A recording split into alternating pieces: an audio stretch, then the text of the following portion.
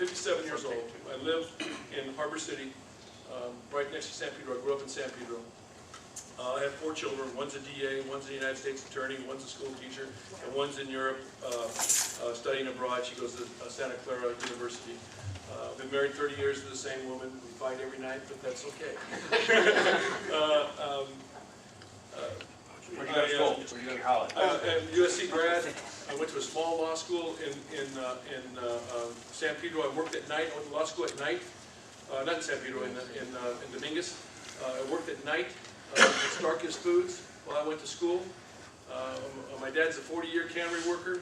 I was a member of the United Cannery Workers Union. I have a casual card at the docks. Still, let's see what else you want to know about me. What was the other question? Where do you work? I was a DA for 10 years, about a little under 10 years. I worked in the hardcore gang unit at the district attorney's office. I was the DA of San Pedro, the best gig I've ever had in my life. I was the only DA assigned to that for 2 years. It was wonderful. I worked in the hardcore gang unit in Compton during the heyday of gangs back in the early 80s. I started with a group of other guys, the Toxic Waste Strike Force in Los Angeles, the LA County Toxic Waste Strike Force. I tried the very first environmental case in California as a felony. I wrote the jury instructions for that case, and they're still used today. I continue to teach the US EPA how to testify. I have developed a system of cross-examination that's probably used nationwide. I've had a large number of jury trials. I couldn't begin to count. So I would say there are in excess of 200 trials, even more than that. I've been a practicing attorney for 30 years. I have a firm in Long Beach now on Pine Avenue. We employ somewhere between, it varies on the economy, between 14 and 18 lawyers. I try mostly environmental stuff now. I do a lot of cost recovery. If your land's polluted and somebody else caused it, I usually go after the insurance company and try to get that land cleaned up. That's what I do. Thank you. Sir? Yes. I'm a member of neighborhood councils, Lincoln Heights and Ball Heights. I have a very specific question. Our current city attorney, Mr. Roque Delgadillo, has really not enforced the Brown Act. So my question to you is, will you enforce the Brown Act, conflicts of interest, or any other issues coming out of all neighborhood councils throughout the city of Los Angeles? Will you be willing to take that on? Yeah, right, I will. And the I'll tell you what, Steve Cooley endorses me as a candidate. I plan to work closely with Steve Cooley on that issue. And one thing I'm not going to do, because you mentioned Rocky's name, is I'm not going to take cases that should be felonies and file them as misdemeanors so that I can get the publicity for it. I'm not into that. If it's a felony, which Brown Acts are mainly misdemeanors, but if there's a felony being committed by someone, I'm going to refer it up, make sure that person gets prosecuted justly by the crime that he committed. Yeah. One of the things that I'm seeing being from now in Los Angeles is a proliferation of dubious nonprofits. For example, up here at Hazard Park, we have a nonprofit set up out of the whim for somebody who's politically connected to the mayor and so forth to basically be used as some sort of nesting site for governmental funding for programs that may not help the community. What would you do as a city attorney to regulate these nonprofits? Okay, part of my last answer will apply to that. But one thing we're going to do with that $37 million that we're spending right now in outside counsel, we're going to use some of that money to form a Bureau of Investigation. Okay? The Bureau of Investigation, the district attorney has, right at this point, about 360 830.1 PC qualified investigators. All right? Those investigators help solve crimes that LAPD is not looking at, or they investigate crimes on their own that are referred directly to the district attorney's office. The type of thing that you're talking about right now would either be a DA investigation or an FBI investigation, but it would not be handled generally by LAPD. They don't have the manpower to do that kind of investigation.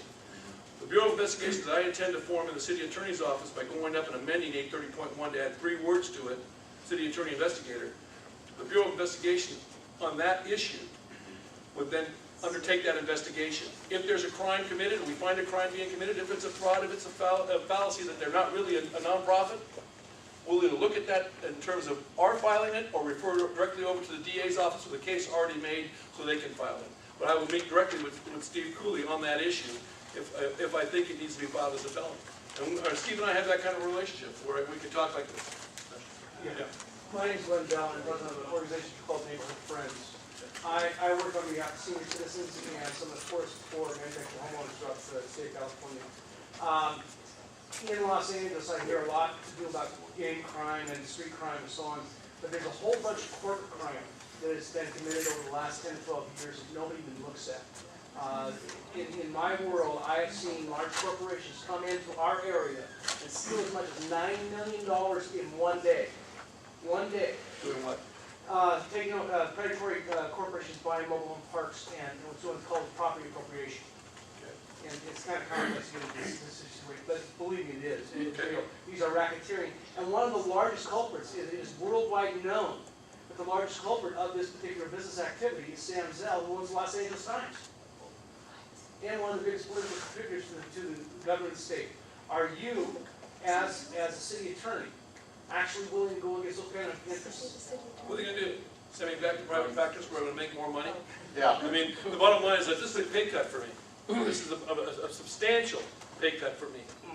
I mean, substantial. So I'm not afraid to lose my, if these big corporations are going to get me out, and they're as bad as Ron says, and they can buy votes, well, so then they've got me out. I go back and do what I'm doing. And I'm quite good at what I do, and I've had a pretty good run at it. The bottom line is this, that the Bureau of Investigation is an important tool for this city.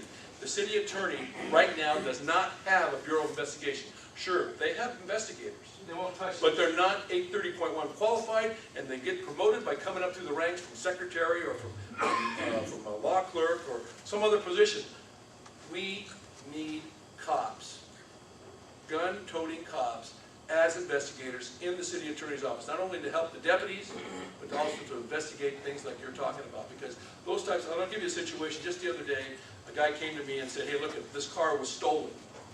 Okay? And I looked at the code on this thing, and it turned out to be a business and profession code violation, a crime, a crime.